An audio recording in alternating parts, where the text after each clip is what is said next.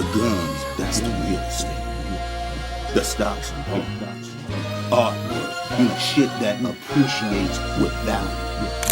What's the budget? Cars, clothes, jewelry, all that other bullshit that don't mean shit after you buy it. That's what it's all about. Guns and butter, baby. Little dumb motherfucker. You know, especially in the hood, they think cops is out here trying to kill everybody on purpose. Just like you said, too much to lose.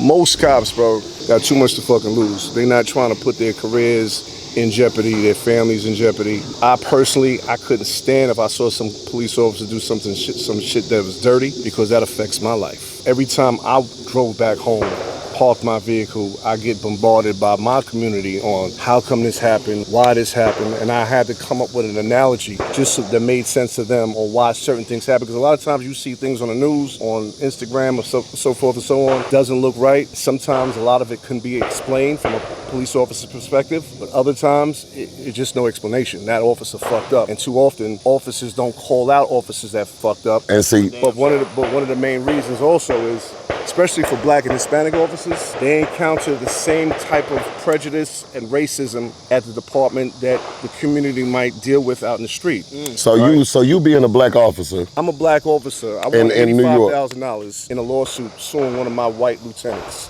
and my white commanding officer, who put little monkeys on my desk. Right. We had a book on inferior races. And what happened when I complained about it? Nothing happened to them. So let me ask you this. It's a two-part question. I'm gonna ask both of them so I don't forget. As a Black man, why go and be a police officer? Well, if you're not part of the system, how you gonna change the system? We just gonna sit there and watch all of this nonsense in our communities without doing anything to assist. Okay, so a lot of times you might see, just like if a female is fighting a male, and they're like, why y'all guys ain't helping us? Yeah, right? You gotta do the Madea, you gotta play grit ball. Right. So yeah, catch them while they sleep, get that boiling hot water. Now, especially NYPD, there's been a shift, because a lot of the Black and Hispanic officers that came into the department are now in lieutenant, sergeants, and right. Yeah. They're now in a position of power. Look at the mayor. Our mayor, Eric Adams, was I knew him when I first got on the job. I knew him as a captain, and now he's the mayor. Gotcha. So he was in the police department as well. So most of the top chiefs now are Black and Hispanic. And you know, I never really thought about it from that perspective, just because how I grew up. Like I said, I don't fuck with the police, because my experience with police, they ain't look like me. Mm-hmm. They ain't, you know what I'm saying? Right, they ain't look like you. But now if they start looking like you, then you might understand a little different. And you know, that's the difference between Dallas and Houston. When I moved to Houston and you can interact with Black police officers and things of that sort, it's a completely different experience. Right. So let me ask you this, being a police officer, and obviously you didn't buy into the system. So that blue gang, if you trying to be the person that's breaking the system and making a difference, you're not joining that blue gang. No. So do you feel as if that made you a target? I don't feel like I was a target, but...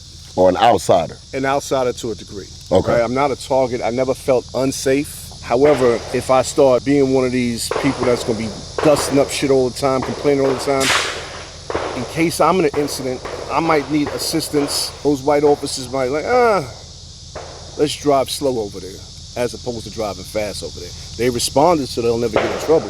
They might not go as fast, right? Just like if you in some beef, your family is dropping everything immediately to run to Drop your everything, aid. come quick, Okay? Craig's in trouble. If you in a club right now getting into a fight, everybody that's in your circle is dropping everything to run over to you. Yeah. If they don't know you, they'll be like, let's see what's going on over there, and that's what's going to happen. Same thing in the police department. See, and that's bullshit. So it's bullshit, but what can you do it's about the system, exactly. So, all right, I want to ask you another question, and it's from this perspective. So they say a lot of police officers are fearful for their lives, right? Mm-hmm. I get it, and a lot of times that's used as justification for why there have been situations where fatal shootings have occurred. And I'm not going to make this a black and white thing. I'm just going to keep it blanket statement. But my thing is this: if I'm a dope dealer and I'm signed up to be, or whatever I'm signed up to be, or if I'm signed up to the president, that's like me not accepting that them digging up dirt on me or it's a stressful job comes with it. If you don't want to be in a position, I don't think that should be a justification for you to harm somebody because you're scared. Why become a police officer then? That's a tricky question, right? Right. So and that's why so the job is to protect and serve. The job is not to get shot. The job is to protect and serve, not to get shot.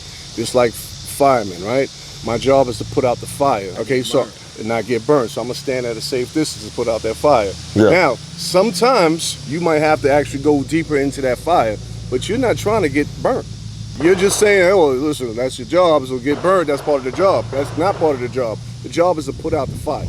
not get burned. My job is to protect and serve, not get killed, not to get shot. So and it's twofold questions, because I tell a lot of my friends, and this is why we need more people like us to talk to the community, right? So too often you start seeing situations where police officers stop somebody in a car, for example, and they say, hey, let me see your hands. And then next thing the person says, oh, let me just reach for my ID, right? Here's the thing, motherfuckers know when they dirty, okay? So if you know you dirty, okay, or you have a fear of the police of getting stopped, why isn't your shit ready? So people not even thinking about that. Like, it's just like any job, right? You're going for a job interview and you're not prepared.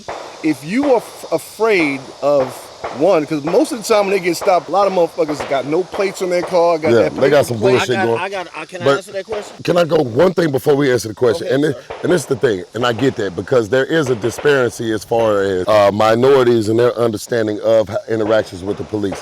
But let me bring this up. I have a license to carry. I'm driving that Raptor, fresh out the shop. Of course, you know I'm fresh out the shop. I'm driving down Scott Street.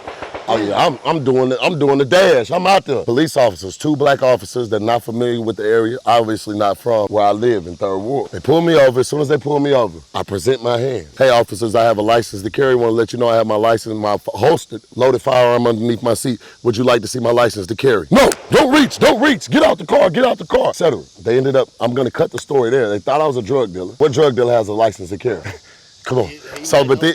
Well, for sure, but I'm just saying, I'm telling them I'm not a threat to you. I'm sitting here as a citizen, and they ended up saying that I refused to get out of the car. They got pissed off at me, and they told me that I was driving reckless. So since I was driving reckless, I committed a crime while in possession of a firearm and hit me with unlawful carry. This is Easter weekend. Take me to jail. Now, mind you, I told them, man, I own a business in this community. I ain't been to jail in 10 years. I swore to myself I'd never go to jail again. You really gonna take me to jail? Took me to jail. I got out in 17 hours. My lawyer went to court on Thursday, got dismissed. But for me, I did everything by the book. Right.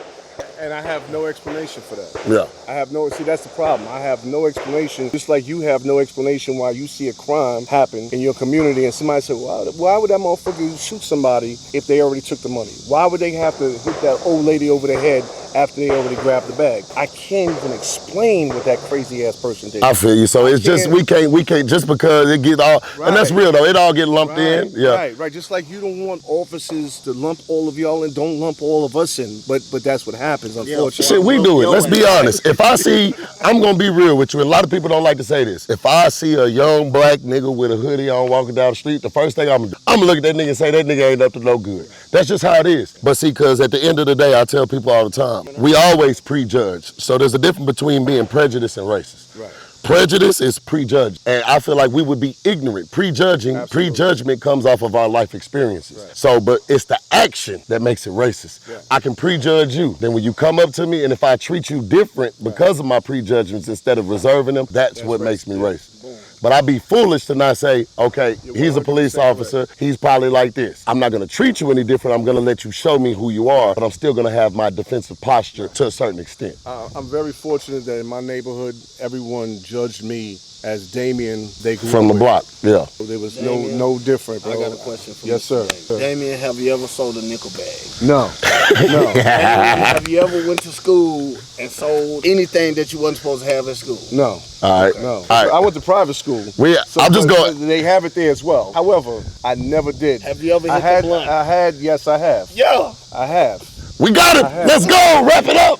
I have. And once I became a cop, my friends knew what I could not do. And if your friends are not your friends, if they tell you, oh, fuck it. Just like I don't believe in no peer pressure. People talking about peer pressure. We grew up, motherfuckers was poor, bro. So if you ain't want to smoke, that's more weed for me. Yeah. So when I'm hearing this dumb shit about, no, you gotta smoke to be down with us, I don't know what group is doing that. I mean, have anyone said you gotta smoke to hang out with me? No. Hey. So that's bullshit. Matter of fact, can you give them take accountability? Can you give them the analogy about when you used to go in the club as a civilian, off-duty officer, and when people would be like, the police in here, blah, blah, blah, he's the police. Well, I'm gonna give you a funnier story. All right. So one of my friends, God bless his dead, he had this strip club, but it was more than a strip club. All kind of shit was happening. Yes, my type of place. Right? Before I got engaged. Right. Before I got married. And I used to hang out there, and I literally just hung out there, right? Those are my boys, right? Oh yeah, you was hanging, huh? Just hanging. So one time, one of my white police officer friends, and he used to stress that all the time. And what's so funny,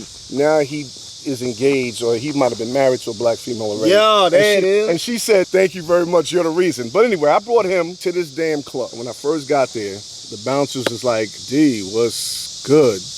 And I'm like, what's up, nigga? They looking at me with the white officer, you know. I mean, we're not in the officer uniform. Oh, you had Jake with you for training day. So they was like, what's going on? I said, no, we going in. And they said, yo, you know, we got to hit the man up. I said, all right, bring him down. I don't want to mention his name. Yeah, for sure. He came down. He said, yo, D, what's good? Nigga, let me in. These niggas tripping. And then he shook my hand. He looked at I said, you got to ask me? And he said, say no more. Say no more. Then he came in, and my man was sitting there just watching. And I remember driving back home. He said, yo, they can make their ass shake like that. his girl had the flattest ass and shit. Yeah, flat booty. Oh, so you the reason why he converted. You converted him. So about a month and a half later, he broke up with his girl, but he was stressed out, and he didn't tell me.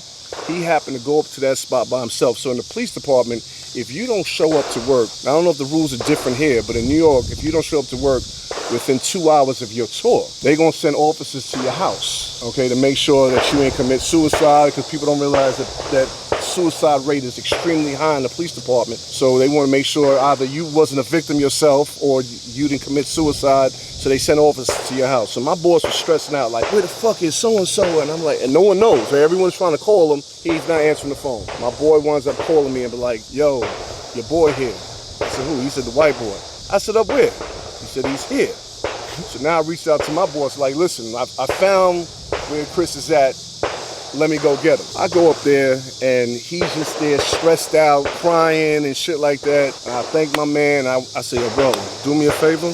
My people always gonna take care of you because of me, but don't bring your ass up here by yourself. Yeah. Just because you might leave or that somebody might set you up. It's just that's what's going to happen. Yeah. You know, but these are things that happen on a regular basis in New York, bro. I'm sure it happens everywhere. I'm just saying New York because that's right. Man, and nah, that's a great story. So I ain't gonna lie though. This was the story that made it make sense for me, right? So he was like, I used to go to the club. I'm off duty. He's like, I'm impersonating It's you. the same spot, probably. Yeah, he like, sir, I'm off duty. I walk in the bathroom. Everybody's talking shit. They're like, hey, I hear them whispering. They're like, hey, he's the police. He's the police. I go outside. I tell the motherfuckers, I'm like, hey, would you come up in the precinct? And I tell everybody, hey, he's a drug dealer. He's a drug dealer. All right, so why the fuck are you telling everybody I'm a fucking cop? That shit's funny as fuck. That spot was in Harlem. That spot was in Harlem, New York. And in the name of the club, if y'all from New York, was the name of the drug dealer. That was the name of the club. And I wasn't even supposed to be there. We're not supposed to be hanging out at spots where known felons are at, right? But one of my girls... Oh, so y'all on probation like other niggas. Yeah, no, it's just, you're not supposed to go to spots with known felons. But my girl moved from Brooklyn up to Harlem. She did not know that was the type of spot it was, so she had a party there. Welcome to the neighborhood party. So I said, oh, you at this spot. So I just went to the party. I'm on the low. I go in the fucking bathroom, take a piss, and dudes are there smoking weed. So they see me, they freeze up like, oh, this a cop.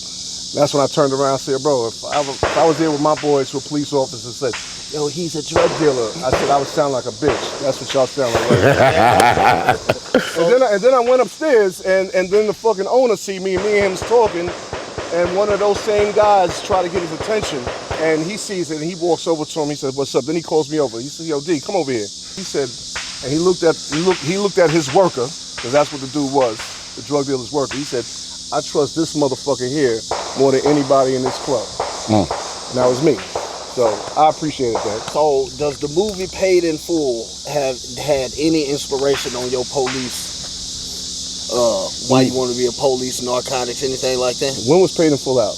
No, I was a cop before Paid in Full. Oh, damn. Oh, yeah. I was a cop in 1982. Bro, he an old school NYPD detective, bro. This is... What you mean? I mean, niggas, even them niggas watch movies? Yeah, no, for sure. I'm just saying. I was a cop before then. Okay. And I'm going to tell you why I became a police officer, guys. I'm going to tell you why I became a police officer, right? Because being a police officer in the Bronx or anywhere in New York City is a fucking no-no. But I went into the military. Soon I came out the military. My father was also in the military. He was in the Air Force. I was in the Army. He said, listen, I need you to take all of the civil service exams. So I took the police department, correction department, fire department, sanitation department, and I took post office department. And the police department was the first one to call me. That was the only reason I became a cop. I did not plan on being a police officer.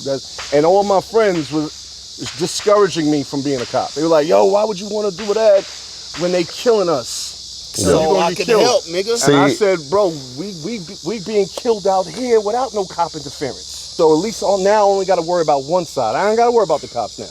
Now that I'm a cop, I only got to worry about y'all motherfuckers, not the cops. Have you ever had to do hand-to-hand combat on like, you know, tussle up, a nigga try to... I'm in narcotics. That's all day. So you beat a nigga ass? We had hand-to-hand combat. All right, what's the most amount of drugs you ever seen in one raid? Yeah, we get to the good shit. I seen a whole Astro van filled with cocaine. Okay, did you gummy it? No. You didn't hit a number? No, because when we hit that van, bro, we get intelligence. And I'm gonna tell you another thing, man. Most of the cops, we're not psychic, bro. We don't know that apartment 3B in such and such building is a fucking stash house. We don't know that shit. Okay, we don't have no CNI glasses. We can't see in the building. It's your own people. Talking about the snitching shit. It's your own people. That's snitching. Okay, we locked them up for something unrelated, like you said, how you got pulled over with the gun, right? So we would have pulled somebody over with a gun. And you're like, shit, I already got 2 felonies, bro. I can't do no time. I got some information for you. That's how we get the fucking information. But when y'all want to talk about snitching, these motherfuckers snitch. That's all I'm gonna say. Yeah. So, and you know, but it actually makes sense though, because I'm gonna be honest with you. And now that I've grown, I've learned to change you learn that emotions drive all of our decisions. So my emotional reaction to my mistreatment by the police doesn't allow me to think logical. And if you want to be on some gangster shit, the mob implanted people in the police department, in the judicial system, all of those things, so they could have influence. Why us as minorities can't do the same thing? And I'm not saying you're doing it, but I'm just saying I'm using that to make the connection. We need representation everywhere. And you know what? That brings me to this right here. Can you please tell me a story of an unsuspected somebody that you caught selling drugs or on the job that you would never expect? We don't need a specific, but can you tell us their position? No.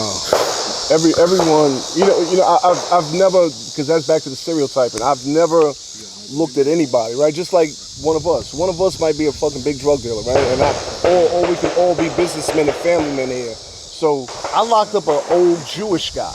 An old Jewish guy. And he used to sell coke all down Lower Manhattan.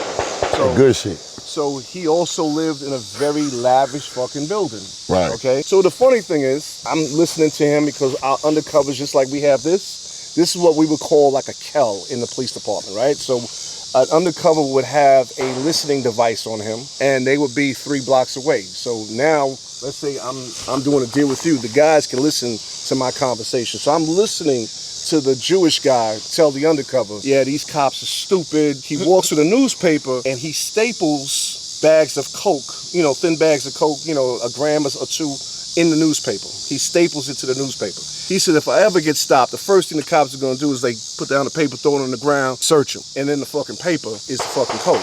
So when we finally got a search warrant for his house, and this is the shit that pissed me off about my semi-racist fucking supervisor. Long story short, he trying to get a nigga killed. Doors. If it was a black and Hispanic person, we busting down the fucking door. Being that it was an old Jewish guy and in a pristine fucking neighborhood in a lavish building. Oh, he get a walk-through. Oh, he wanted us to knock and wait. And the guy goes, hello, and we're like, police, hold on. Let me go flush this shit. Bro, I was sitting there because I'm the case officer. The water off? I'm the case, no, we can't turn the water off in the whole building. Damn, that's y'all good. Projects, they turn that water off, no flushy. Yeah, that's because you ain't. It's only 2 floors. See, in NYC, the buildings are 20 stories. Yeah, for sure. Right. Listen, you turn off the water, we're going to get fish tanks falling down on your fucking head in New York City. That's what they do. They throw batteries out the window. They throw fish tanks out the window. They throw all kind of shit at you. So normally when we pull up at the projects, we have to park about a half a block away because our vehicles will be totaled by the time we come back outside. So and it's because of situations like what you're talking about with the Jewish guy that happened. Yeah. So we knocked on the door and waited for him to come. He flushed all the shit. Yeah, he must have flushed all the shit. So all we had was the money in the house. No drugs was in the house, but we was able to lock him up based on the prior sales to the undercover. Yeah, but that ain't the. Yeah. Exactly. But let that have been anyway. Yeah.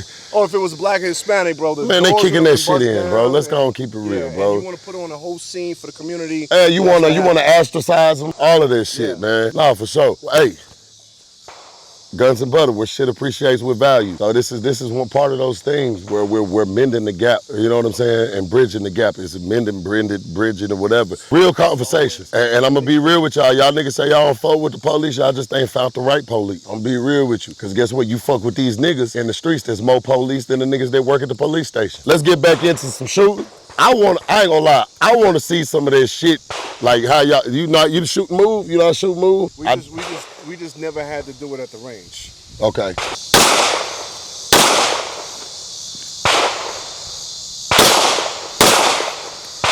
Yeah, light work.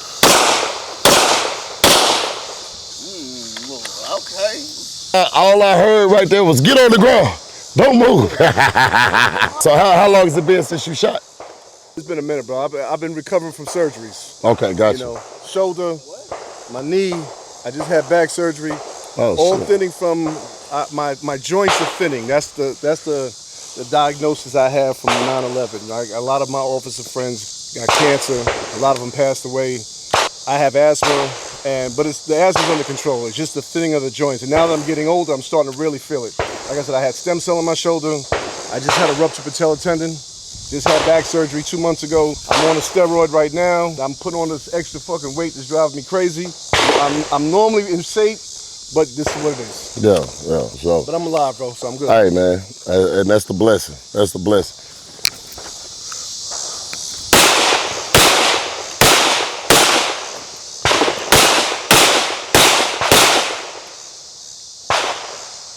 He shot like a cop too. Yeah, that nigga Officer Pickle style. Hey, stretch it out. Bilaterals and bicuspids.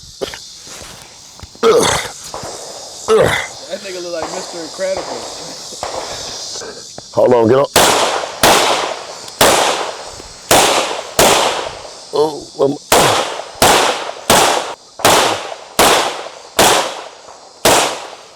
oh, you kicked my ass on that one. Yeah, you tight. You tight. Yeah, he kicked my ass on that one. So he must not be a regular police officer. You see how he said most police officers can't shoot? Yeah, he kicked my ass. I tried to beat you just a little bit though. It's all good. I ain't gonna lie. Today. Yeah, that one. You got that one. Hey, you all. So now we're gonna have a little fun. So that's the tactical stuff. So now we're gonna do some what I like to call nigga shit. There you go. Hey, you might want to use a metal. All right, Mr. Damien. Yes, sir. This is on you. It just got a little performance trigger on there. I want to see it's a little smooth. It's hot. Okay. You can get close on it. All right. He doesn't know it's a fully. It's an emerald. This ain't made to be in the sun. No, sir. You said move the trigger? Oh, that's right. Yeah, you ready? Yeah, I'm ready. You just got to cock and go. Yeah, I tried to catch you off guard. Just pull it. Let it rip. I ain't off guard. Hey, my partner, man, I caught him on the. He said, oh, shit. You ain't ready for that shit, bro. He's like, what the fuck? I was kind of hoping that would have caught you off. I know, I was trying to get it. He's like, Your goddamn big ass shoulders and that stand. Ain't nothing catching your ass off. hey, you want to go again? Uh-huh. You want to go again? Oh, go ahead, bro. That was good.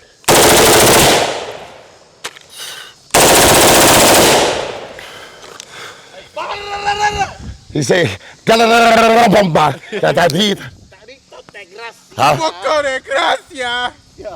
Left hand shooter. Yeah. You want a real? This a real. Oh, this bitch too hot. Come get this hoe.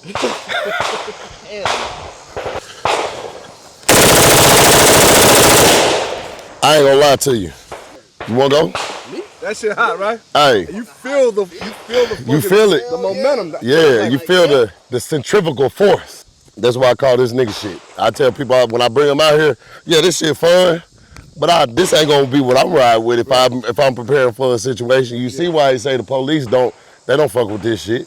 This ain't gonna do nothing for you in a real situation. Scare a motherfucker though. Nah, for sure. Pull that shit out, they gonna be scared. Yeah, that's it. But nigga like me, I'm gonna be ducking behind the barrel.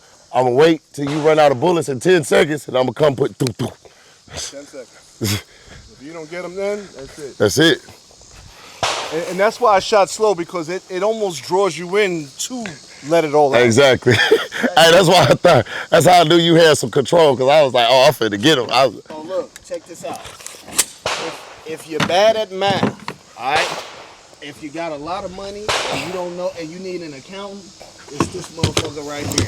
This is the gun that the accountant had in the movie Accountant 2. Like he said, this the accountant 2 right here. I had to match it with the ballerina. In case y'all don't know, Terran Tactical is who makes these firearms. Have you ever heard of Terran Tactical? No. All right, so Terran Tactical, like, you know all the John Wick movies? Yeah. 1, 2, 3, and 4. Keanu Reeves really know how to shoot. Halle Berry really know how to shoot. So they go and train with this guy named Terran Tactical. And Terran Tactical, he makes all the firearms that are in the movie. So this one he made for Ben Affleck and Count 2. I think it was Ben Affleck, or was it the other dude that had to do? Sir, don't ever disrespect. Yes, it was Ben Affleck. Okay, yes, sir. My apologies. My apologies, sir. Disrespect. So yeah, so like people didn't know that Halle Berry really get down like that. Yeah, so he trains all of them and he makes the firearms. So I'm a big Terran. I'm a big Terran. She UFC fighter. Who that? Halle Berry. Oh shit! Tell you, that's what happened when you got too much money. You don't know what to do with it. You just start doing crazy shit.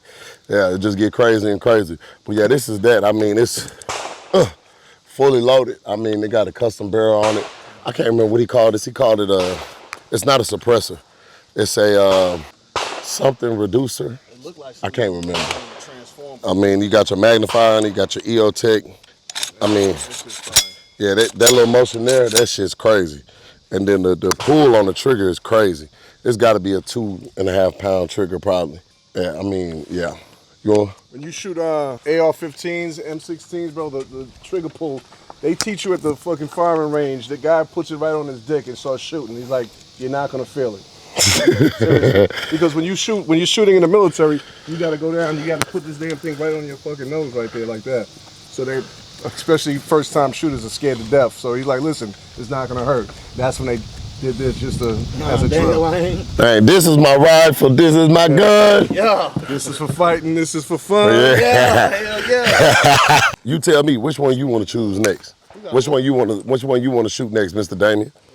Let's do the baby then. That's The accountant? Shoot. Let's run it. Let's run it. This is the Nemo Arms Nightmare. What cal would you say this gun shoot? Don't look at it, just tell me, what would you? I don't know. I don't know.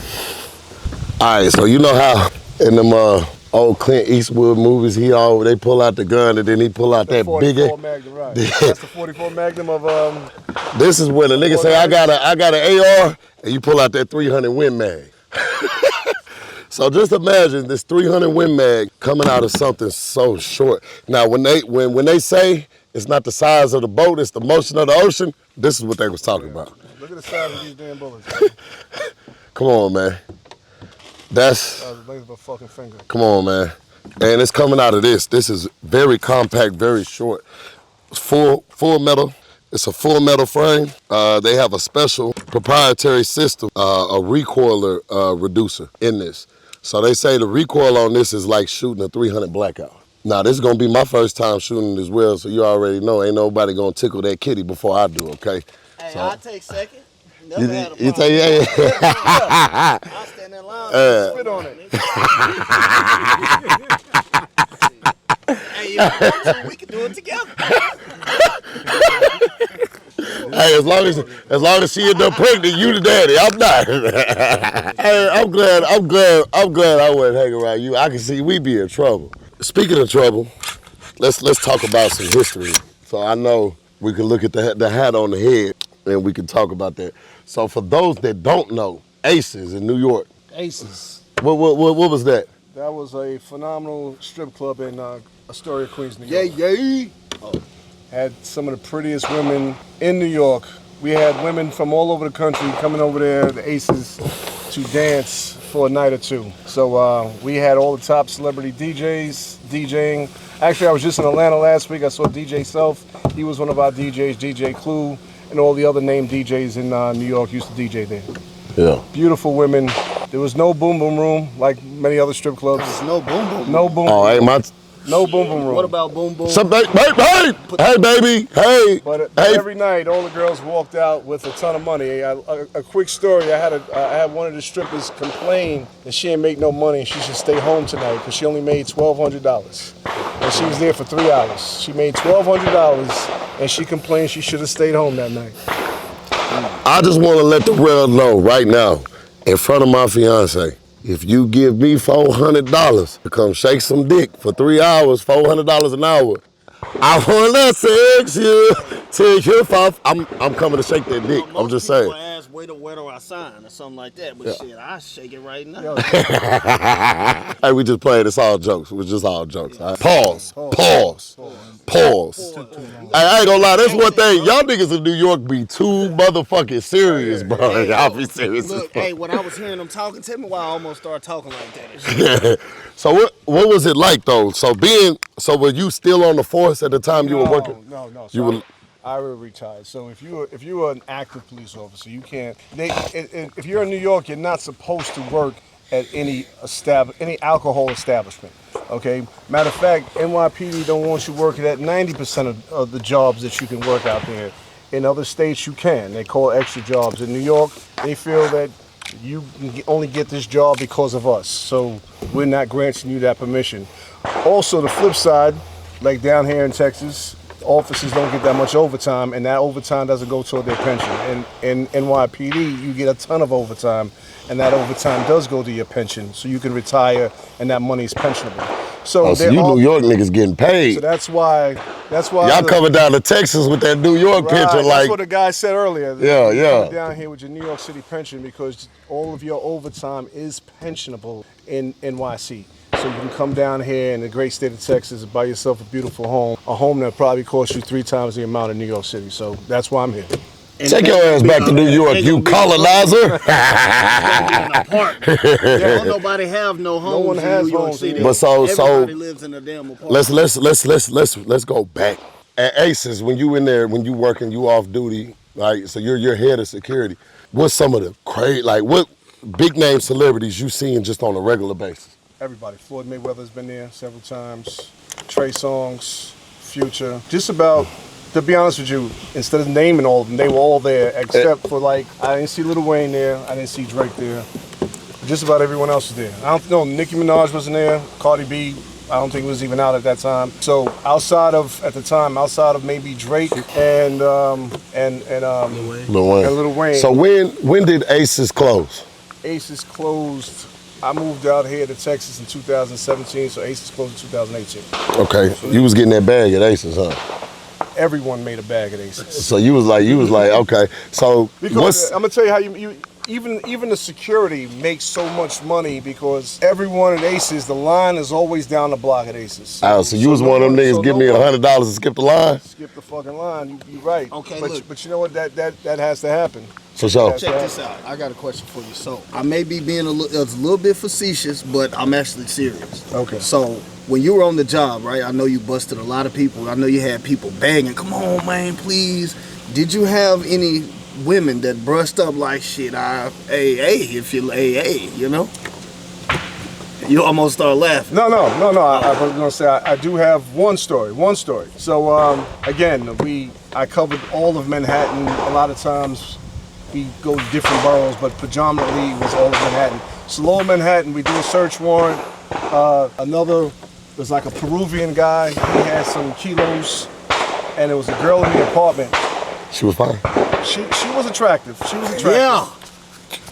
But somebody rang the doorbell because another supplier was supposed to come and drop off more drugs. So when the doorbell rang, she was like, "Oh, that's going to be the supplier." So here goes my boss. He's right next to me. He goes, "All right, well, you know what you got to do." And she goes, "I know. Which one first?" Hey! All right, so you're still going to jail, but I'm going to put in a good word for you.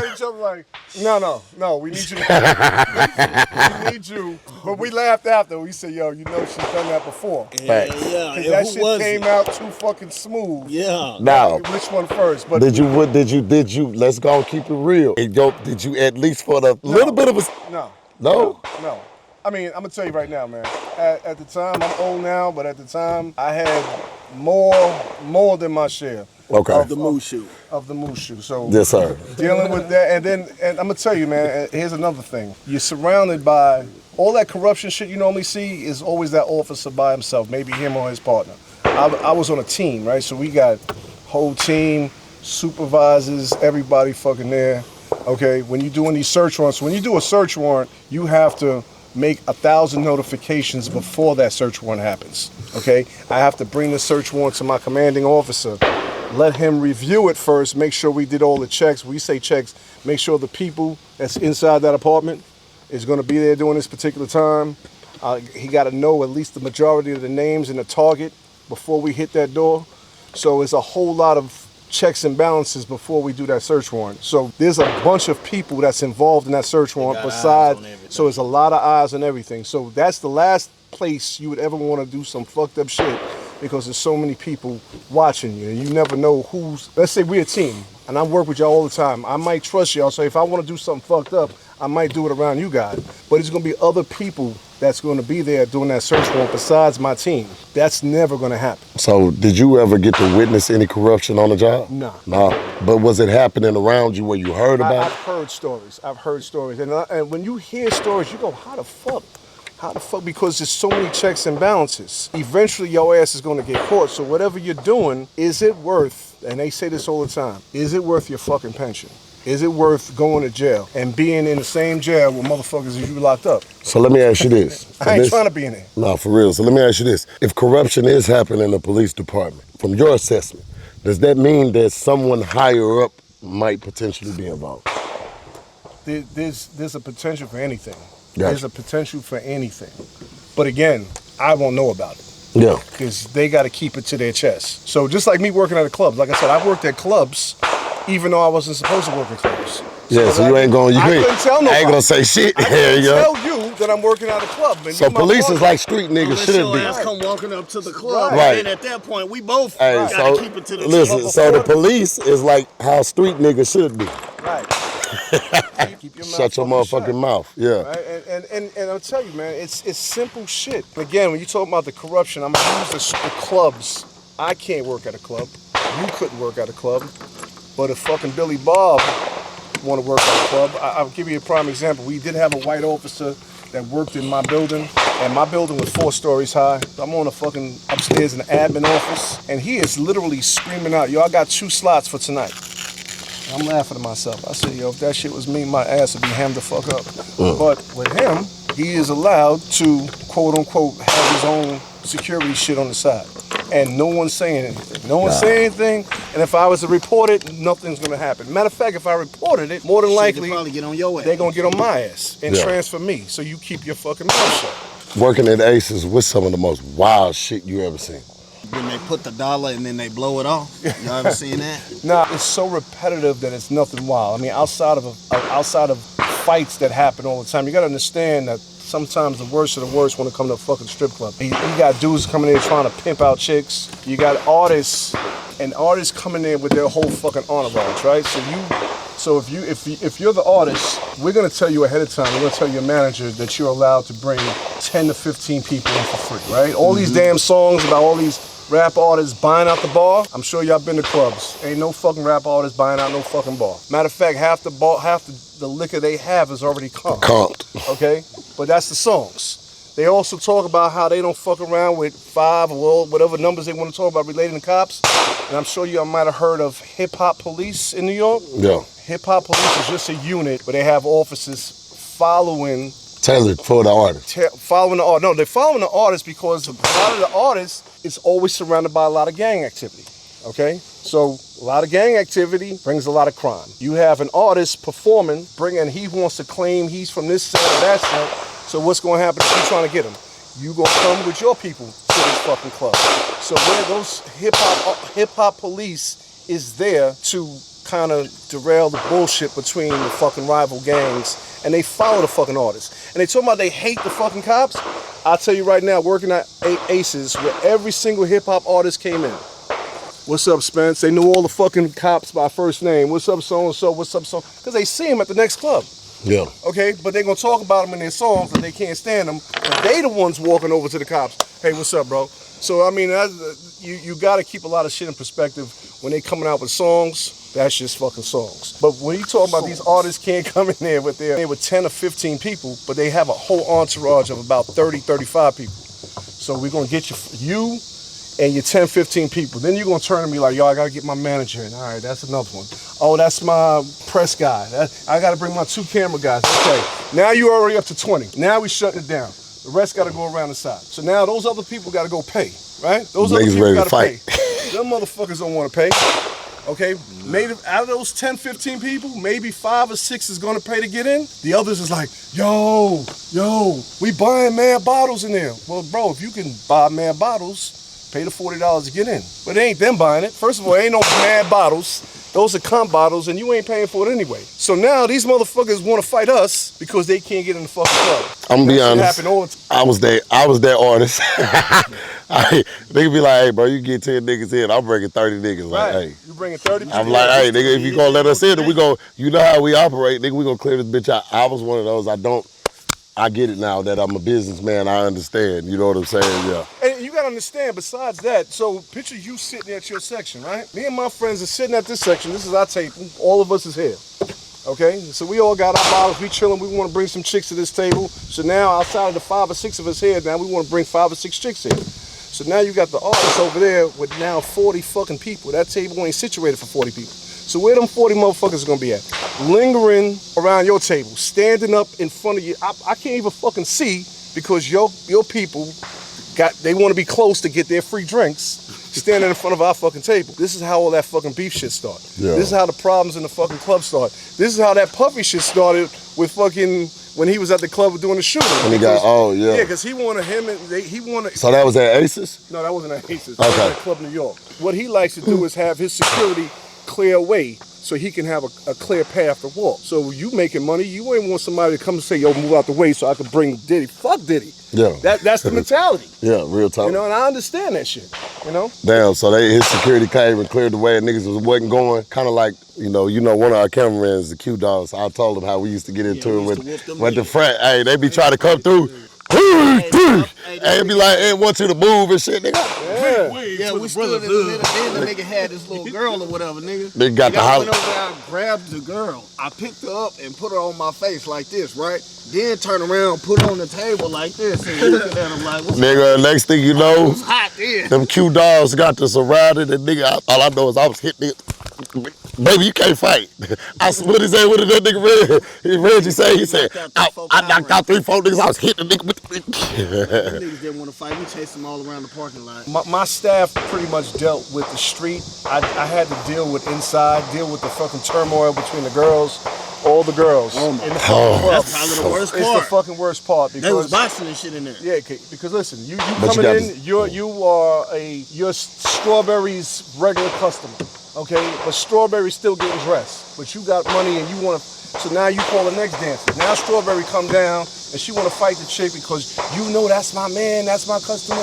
Bitch, he's here to have fun. He ain't here just for you. He ain't gonna tell you that because you trying to get ass from Strawberry and trying to get ass from Carmel and all the other fucking names, right? So that's what happens, and it's always problems. So when they upstairs in the fucking dressing room, bro, it's a fucking full-out brawl all the time over fucking money.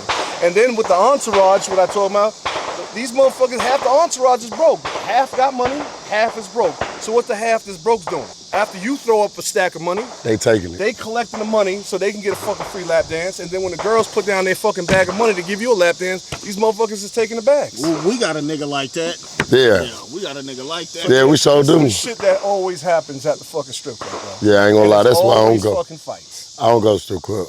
I done paid enough rent money and bought Lil Jordan a lot of shoes and stuff, so we straight. But yeah, man, so what we gonna do is we gonna go from those nightmares to this nightmare. You feel me?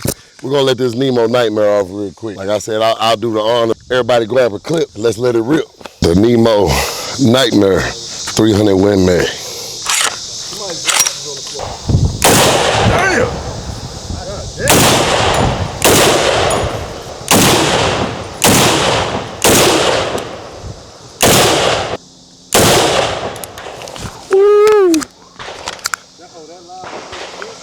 You ain't lying about nightmare, bro. Man. That shit is loud as a motherfucker. Man.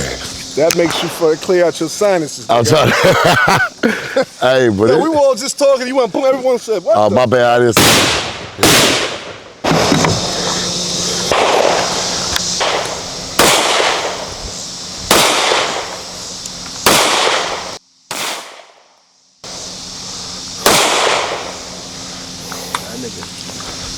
How's it run? Very smooth. It's smooth? Very smooth. This is the Gerson Witness 2311C. So it's a Gerson, which is a Turkish gun maker. It's their version of a 2011.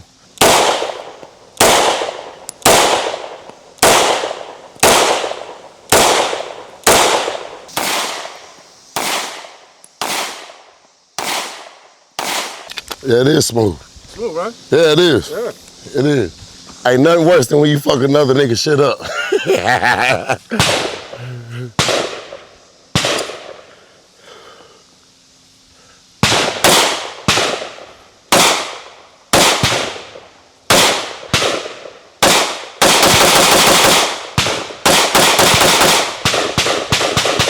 Me and my wife were just talking about that the other day. The old school pimps used to have the cigarette. They used to be like, yo, bro, and fucking the Bronx, they'd be like, yo, young blood, just fucking cigarette hanging. Hey, when a Hey, nigga young got blood. it like this, I ain't gonna lie. hey, fuck I it. could change the motor, nigga. I ain't gonna lie. I'd have beat a couple niggas up with the cigarette hanging out the lip. Slept some You niggas. ain't light it after. Huh? Nigga, it was still lit. This nigga here, It was still lit. hey, this nigga, or is it Josh? One of these niggas we call the bad cigarette. Boy, this nigga had the lightest cigarette like a pipe one time because that motherfucker was pointing back out. So how you like that girl song? And it's real smooth. It's a light pop. The handle is the best thing for me because it's nice and thick. You know, I'm Are used you- to grabbing things that are nice and thick and Keep it's your wet. pinky locked in. It doesn't. Yeah, this got a little more pop to it. Yeah.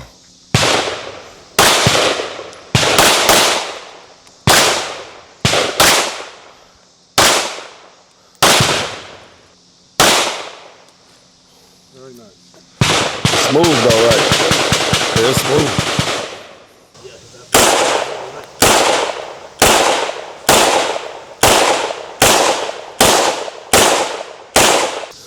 That motherfucker nice. I ain't gonna lie. Steak tastes like butter, right? You wanna run it?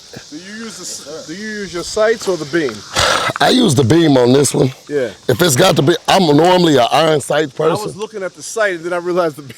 So Yeah, I was exactly. just looking at the sight. Yeah, so it depends. Like sometimes I like to use the sight over the beam. He was hitting us. So this is a Orthos Raider. So they call it the Turkish Benelli. Pretty much half the price of a Benelli, but it got the same type of mechanism. Do you know how to speed load a shotgun? No, I never had to. Man, I'm trying to learn that where they be taking two of them and they I gotta learn that next. Orthos Raider S4. They call it the Turkish Benelli.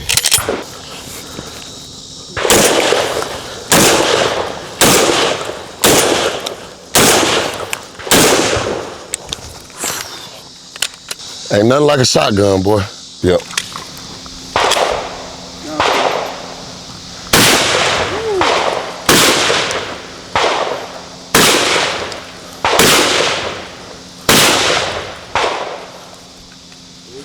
See, because the thing I like about it is it's got this. So this is a shock absorber Right. on the stock. So, you know, it's got a lot of recoil, but you can't really feel it. It's not hard. Exactly. You gotta get your grip good on it though. That motherfucker take you for a ride, but as far as on the shoulder, it's smooth. I didn't know, so working undercover, like mentally, how did that like play a toll on you?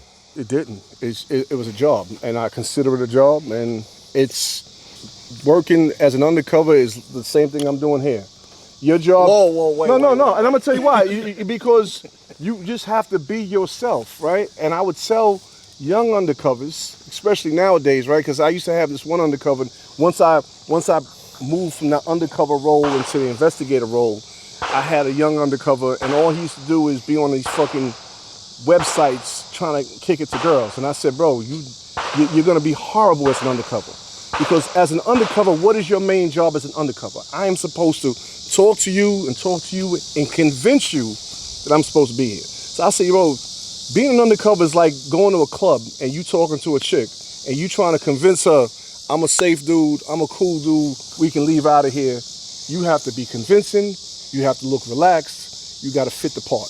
Yeah. Same shit. So let me ask you this then. So for No. I'm not worried about No, that. Ain't shit illegal. Hey, you got on the wire, get naked. No, pause. Crazy. Pause. My bad. All right, but no. So for people that would say like, so, and I get it, it's just a job, right? And at the end of the day, there's this thin line between the moral compass and man's laws and whatever, et cetera, et cetera. So for those that kind of say like people have a choice if they want to do drugs or this or this or that, like that play on it, because you know how you like watch a movie, and sometimes you root for the bad guy. Yeah. You get what I'm saying? A lot of times. So for you, I guess what you're saying is for you to kind of get through it is just black and white. It has to be black and white because you take it personal, you're never going to be able to do your fucking job. You're never going to be able to do your job. So you knew you had to make that decision when you signed up. Just like I said, when I'm busting down the doors and there's an old lady there with a fucking diaper, I'm fucking pissed off. But I can't make my feelings to the point that I want to fuck up the person who put their grandmother in this situation. Right. I gotta still be professional, and that's just the key to everything. Just remain professional, you know. And I'm sure in any type of job that's successful, whoever's the top person is going to preach that to their people. Be fucking professional. Yeah. You want people to be professional at your job. You want people to be professional at your job. You know, you want your cameraman guys to be professional. That's what you ask for. With all due respect, I can respect what you do. I can respect your perspective. I just couldn't do it, honestly. And a lot of people can't do it. Yeah. And that's another thing. A lot of people can't do it. So if you can't do it, Don't do it. Don't do it. First of all, you can be in a whole lot of different departments. You can be in Vice. You could be the officer that's in charge of fucking. You have auto crime. You have Vice. You have the police department has several different divisions that you can work. You don't have to be in narcotics, or you don't have to be a cop at all. But you don't have to. It's a lot of departments, just like you in the military, right? If you're in the military. Damn, if you're in the military, you have what they call the grunts. Those are the ones that's out in the fields, in them fucking bushes, low crawling. Some people can't do that shit. They have nurses. They have administrative staff. They got cameramen. They have cameramen. They have supplymen. There's so many different departments in the military. So which brings me to my next question. And this is just for, you know, our audience and stuff. So let's say when people go online, right? Mm-hmm. And they hitting up them escorts online and shit like that, right? And they ask that escort, said escort. And what is this for again? This is for the audience. Niggas want to know. Asking for a friend. And they say, are you affiliated with any law enforcement? Can the police being undercover say, no, I'm not? Yeah, deception is part of the key. Got it. So that line does not work, niggas. Yeah. Listen, I used to see motherfuckers that used to ask the undercover, are you a cop? No, okay, I'm a self. I had one person who said he put the drugs next to the undercover. They had a telephone booth. He said, I think you're a cop. So he put it on the telephone booth because in his head, he thought that wasn't considered a hand-to-hand.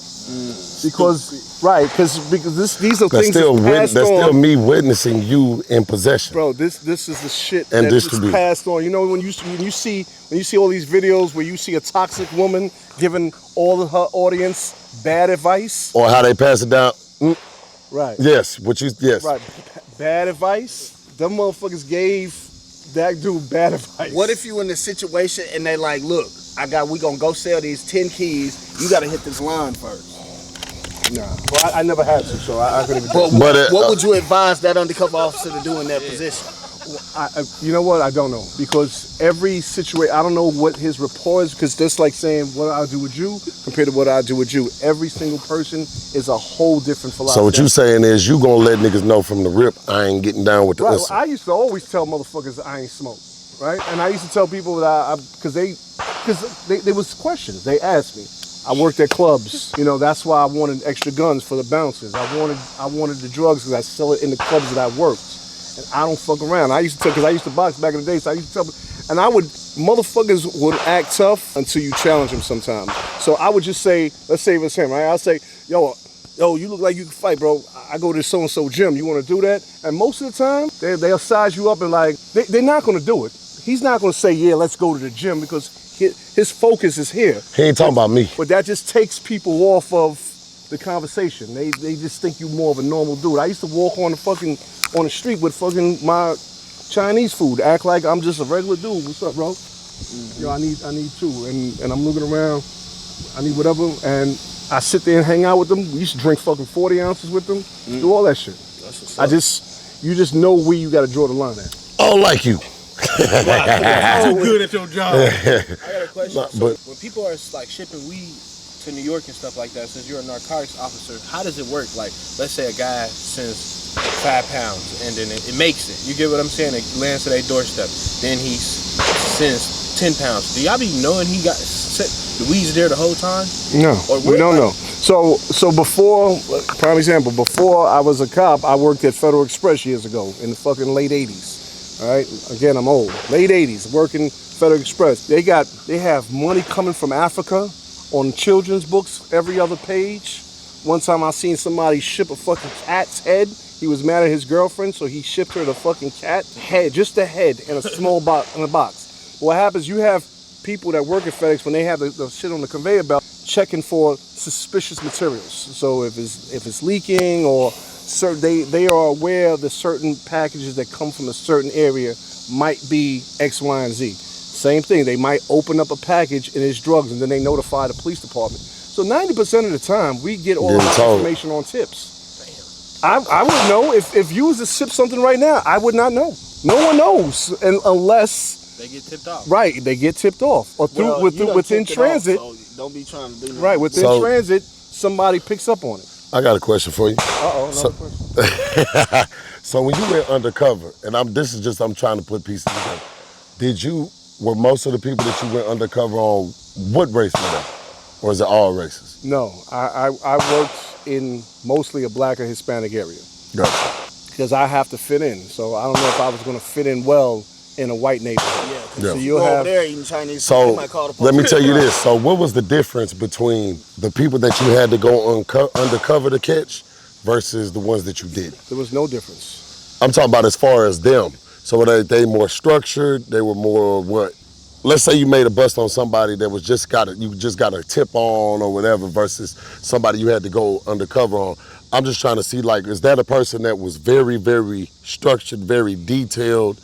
Okay, no, I'm telling you, every fucking case varies, bro. It's almost like every movie you watch, the storyline can go in fucking several different directions. So we have areas that was in, for example, we had areas in an all-black neighborhood, for example, right? And then we might have that particular drug dealer might have a Colombian dealer come in, right? Gotcha. Now we zoom in on that Colombian dealer, doing our observations, we grab him. Now, with his intel, we gonna get you. But also his intel, we gonna get some other people that might be in a Hispanic neighborhood or a white neighborhood, because this guy is like a delivery man. So sometimes one deal can splinter off in various directions. And that's where I said I had the Italian dude, I had the old Jewish man, because one deal normally branches out into different fucking directions. Gotcha. Has there ever been like anybody where you was like, damn, this guy's really good at selling drugs? Yeah. Like where y'all couldn't fuck with, but y'all tried, or you? Oh no. We got everybody right, because if we couldn't get them, I don't recall anybody that we couldn't get. Because y'all was already tipped off on this. Yeah, we was already. If somebody comes telling you, hey, this nigga selling drugs. Yeah, you're gonna find something on them. Yeah, we always get, but some people are much better off than others. Yeah. Like we've gone into homes. I'm gonna tell you, 90% of the fucking homes, bro, all these so-called drug dealers, mattress on the floor, the same is the same as like the drug dealer's handbook. I used to tell I fuck with my wife all the time, talking about Ghetto Chick's handbook. I hate where they got the fucking bonnet. No, they got the bonnet, the pajama pants, and the Crocs. Right? I'm like, I tell my fiance you can't go out like that. Do they sell that shit on Amazon as a set? Right? The shit kills me, bro. The same bonnet, pajama pants, Crocs. So you go into a drug dealer house, they got the fucking Peli or Averix jacket. Yeah. They got a whole row of fucking DVDs, mattress on the floor, and a big screen TV. That's it. Nothing in the refrigerator. Nothing in the shelves. I'm like, you're guilty. I already know you're guilty. Where the drugs at? That's the prejudice, though. Right. That's the prejudgment. Right. But I already know because we hit the door. But that's all I'm saying. Yeah, and I'm just saying it from the standpoint that your experience shows that. That's all. And then a few homes we went to. It was pristine. Pristine. I'm talking about fur coats, kid in private school. Frank Lucas type shit. Yes, bro. I mean, this shit was together. And I'm like, this is what it's supposed to be. You a good ass drug dealer. You a good ass drug dealer. I'm ready to say, yo, bro, go ahead, bro. I'm ready to go. You're doing good, bro. These other motherfuckers is fucking up. Yeah. So let me ask you this. We're gonna- From your standpoint as a police officer, could you understand the perspective of, like, what is your take on the perspective of, I'm doing what I have to do, I don't have any other opportunity? I'm glad you asked that because I thought about that and I forgot to mention that. That perspective to me is dead. Because 99% of the time they talking about, you hear Biggie, right? I'm just doing this to feed my daughter. But you're not doing it to feed your daughter because you're at the club buying mad bottles. You are smoking weed all day. You're not paying child support. Just think about most of them never taking care of their kid. They buy their kid pair of Pampers every so often. It's rare that I see somebody being a good father or mother, being a good parent, trying to keep the household together, and this is the only way I'm making my money. Nah, they hanging out all fucking day. Like I said, walk outside, serving crack in their pajamas, doing dumb shit at the club, telling every chick, yo, I got you, ma, I got you. No, you ain't got shit, right? And so when you lock them up, first thing they say is, oh, what about all the other drug dealers out there? That's like you getting stopped by the police for doing 80 and a 50, and you go, everyone else is doing it. Well, I got you today. Yeah. And that's my answer. I got you today. So definitely. So what you're saying is, through your experience as a narcotics officer, the drug traffickers that you dealt with or drug dealers that you dealt with, majority of them was not taking care of their household. No. So let me ask you this hypothetical question. If there was a situation where someone was given, like on some, damn, I don't want to say Nino Brown, but because Nino Brown was doing a lot of other shit. But if there was somebody like that was really, really just selling drugs, but taking care of the community, taking care of the family, truly helping the community, what would your take be on that? Well, Nino Brown is not a good example. I'm sorry, I shouldn't have said that. Because he fucked up with everybody. Yeah. But no, bro, I'm a show compassion, but it's only because I've locked up You're people, black and white. Yeah, right, that's the law. I've locked up people that I know. I've locked up people that I've known. So all I can do is try to help you as much as I can within the confines of the law. That's all. So you locked up people that you know personally. I've locked up people I know personally. You know, and it ain't often because most of the time if they see me, they out.